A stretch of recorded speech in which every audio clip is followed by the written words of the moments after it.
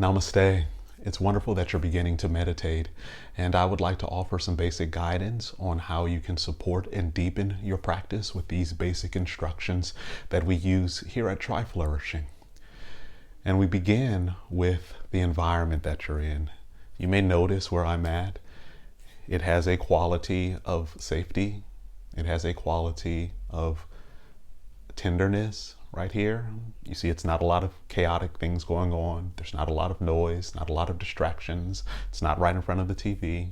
It's a little corner right here in my room, right next to a shelf. Nothing special. I choose to sit on the floor sometimes when I meditate, but I also utilize a chair. It doesn't matter whether you choose to sit on the floor, as in the tradition, or you choose to sit in a chair, or you choose to lay down.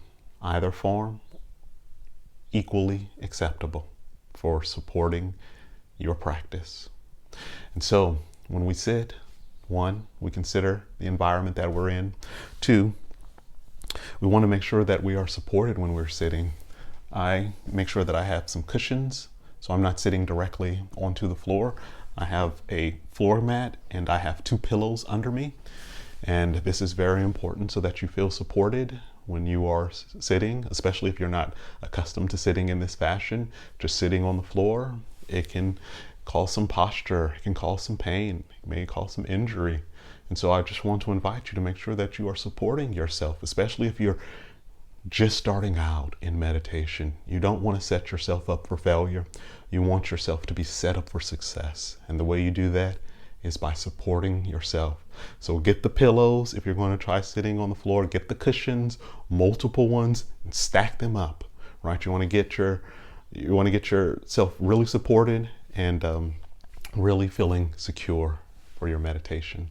So 1, the atmosphere, the environment. Find a little space within your room. 2, make sure that you're supported. 3, Try Flourishing, we begin with a call to stillness. Now, various traditions use various practice in order to initiate or begin their meditation. Some ring a bell, some light incense, some say a few verses. Here at Try Flourishing, we encourage the call to stillness, and it combines mindful movements along with a mantra, which is, you are called to stillness, you are called to peace, you are called to stillness to awaken the heart and the mind. And the invitation of that is that it creates a perception, right? It creates a cue for safety to arise in your life so that you aren't necessarily on high alert. You can bring your guards down. It is an invitation to lower the barriers, to expand your heart, right? And it's this gentle reminder. And so the basic phrase is, you are called to stillness. You are called to peace. You are called to stillness, to awaken the heart and the mind. And oftentimes we'll do that with this mindful movement. It comes from Qigong. And so it is a sequenced movement. And it goes like this. You are called to stillness. You are called to peace. You are called to stillness.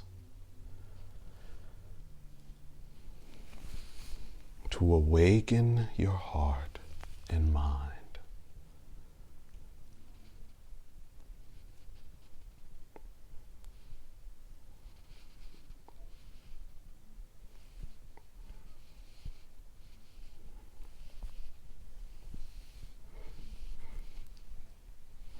And so you can either do the mindful movement or the adagio, as we call it, in sequence with the words or not in sequence, but it's just a nice gesture to help prepare yourself for your practice.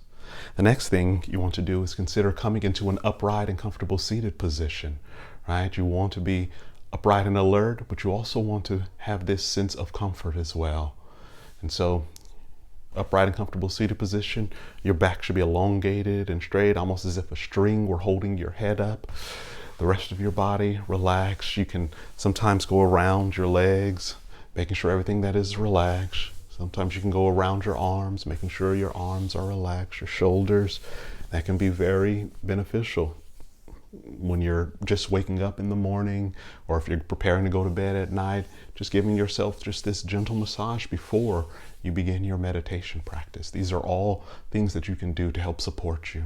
And so once you're upright and alert, you can either place your hands on your legs, but very often we choose to do a mudra here, and we suggest this universal mudra. So the left hand supports the right, the thumbs curling up until the tips touch, and you place it gently here in your lap. Now, this gives us a form. Everything that we're doing here gives us a form so that we know if we start slouching over, we're breaking form. If we lose our mudra, we're breaking form. And that is a reminder that, oh, I need to return back to this space of alertness, and that I need to bring back the form. I need to pay attention, bring my attention back. And so these are all cues, these are all things that we can do to help support our meditation practice and deepen it as well.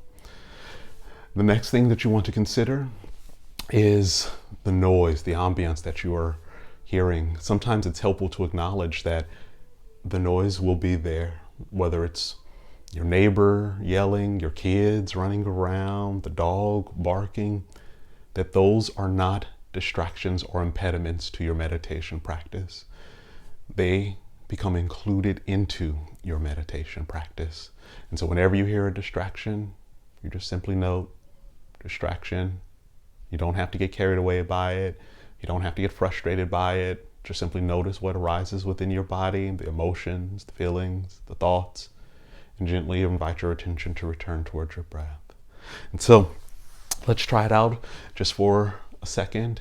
So come into an upright and comfortable seated position, left hand supporting the right, thumbs curling up until the tips touch, placing it gently into your lap, closing your eyes if it's safe and comfortable to do so, taking a deep breath in and out to settle into your practice.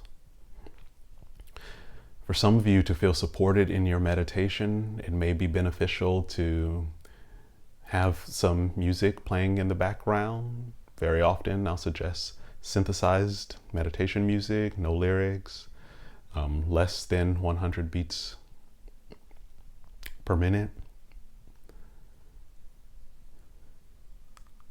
And we'll come out of this meditation by taking a deep breath in and out. And so while we're not fully going into our meditation, I just wanted you to get the sense of how you can bring yourself into your meditation. And you can start with just that simple phrase right there, right? You can tell yourself coming into an upright and comfortable seated position, left hand supporting the right, closing your eyes if it's safe and comfortable to do so, taking a deep breath in and take a deep breath in and out. Take a deep breath out to settle into your practice. And so you give yourself a form, you give yourself a routine, you give yourself a sense of support. That way you can endeavor through your meditation practice. Now, some people may find it useful to start a timer. There are a number of apps that you can use that have timers for your meditation. You could just use your phone app, all to help you know that you're going to sit for this block of time, right? Whether it's 1 minute or 30 seconds or 10 minutes or 20, however long you decide. Really commit yourself to finishing and completing that block, because that's important, right? It's the consistency of practice, it's the continuity of practice, day by day showing up. And so these are all tips that I have for you that can help you support your meditation practice. One more, I really find it very beneficial to have the bell at the end, or something about the bell. Whether I'm teaching it to kids or to adults, they love the bell. They love the sound of the bell. They anticipate the sound of the bell.